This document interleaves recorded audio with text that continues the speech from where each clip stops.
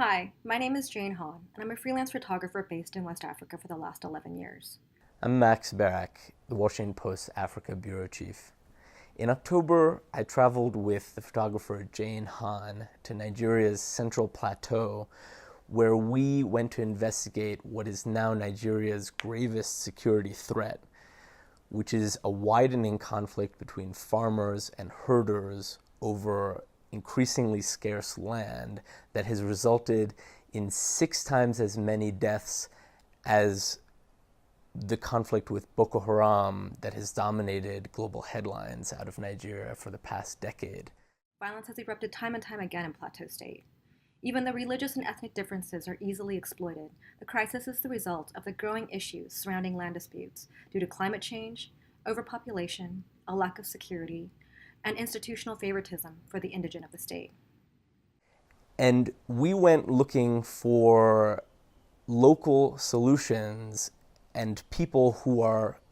facing up to those giant challenges and coming up with ways to confront them in a peaceful way instead of the fighting that has engulfed this region. Max, Nigerian journalist Lami Sadiq, and I, embedded with the multi-ethnic Barkin division of the Vigilante Group of Nigeria, to not only show the kind of work they do in one of the hardest hit areas of the conflict, but how they set an example of how people of all creeds can work together to bring peace. We traveled with them as they patrolled hostile areas that were left unprotected by state security forces, as they guarded vulnerable farms, and as they acted as intermediaries in all types of disputes. The local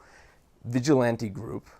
is made up of volunteers from both the farming and herding communities that believe that living together is possible and that through cooperation and a unique form of conflict mediation, that these two communities will eventually find peace. Plateau State sits at a higher elevation than the rest of the country, providing a striking landscape and tolerable climate that is not matched in the rest of the region. The lush terrain provides livelihoods for most of the state's population in one way or another, revealing a close relationship between the people and the land that surrounds them. As a photographer, it was vital for me to not only document the important work of the vigilantes and the aftermath of these violent confrontations, but to show the connection people have with the fertile land that provides for themselves and for most of the country.